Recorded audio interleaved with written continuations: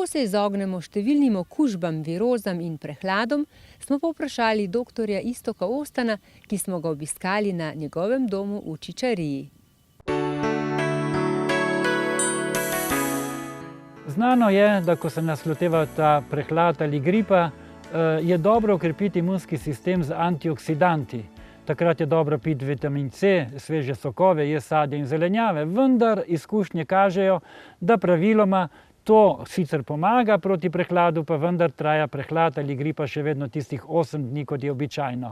Obstajajo pa močnejši načini, s katerimi lahko okrepimo in celo preprečimo, da se prehlad ne razvije toliko dni, da ga prej prekinemo. Eno od takih načinov je post. Imam izkušnje že od leta 86 s postenjem in vedno, kadar se mi je v letih nazaj, ko se mi je začel prehlad, sem naredil dan ali dva posta in dejansko se je tudi post oziroma prehlad končal v 2-3 dneh.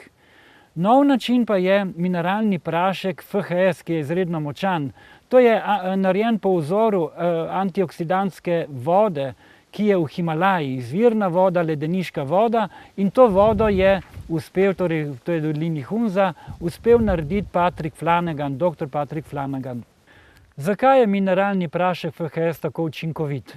Običajno se lahko borimo proti bakterijam in tudi drugim mikrobom z močnimi oksidanti, recimo kloriramo vodo ali pa z antibiotiki. To so izjemno močni oksidanti, ki pobijejo mikrobe, pa vendar naredijo tudi nam škodo.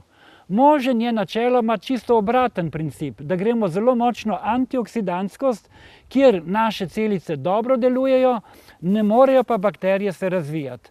No in tu je zdaj ta izkušnja ravno z antioksidantom FHS, namreč meritve na Univerzi v Ljubljani so pokazale, da je en kozarec mineralnega praška z mineralnim praškom tega FHS-a enakovreden vsaj 10.000 kozarcem po antioksidantski moči drugim sokovom.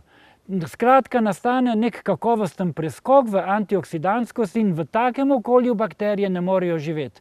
Po drugi strani, raziskave, ki jih naredil dr. Stephenson, pa kažejo, da celice imunskega sistema oziroma celice nasploh naredijo s FHS-om kar 5-krat več energije. Skratka, imamo odlično situacijo, ki nima nobenih negativnih učinkov. Bakterije se ne morejo razvijati, nimajo moči, naš imunski sistem je pa izredno močan. In to lahko učinkuje ne samo pri navadnem prehladu ali pa pri gripah ali glivičnih vnetjih, pač pa pri težkih boleznih. Naprimer pri pljučnicah. Naša znanka je bila na mojem predavanju pred več kot 10 leti in imela velike težave s pljučnicami, ki so se vsako leto pojavljale 4 do 5 krat.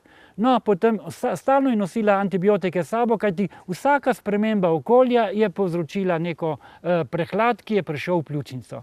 Potem pa je prešla na FHS, je imela velike doze, kot jih priporoča dr. Myers, in dejansko je bila res bolna en teden, ampak samo kot prehlad, pljučnica se ni razvila in v zadnjih 10 letih se je samo še enkrat pojavila pljučnica, vedno se je to rešilo samo s FHS-om.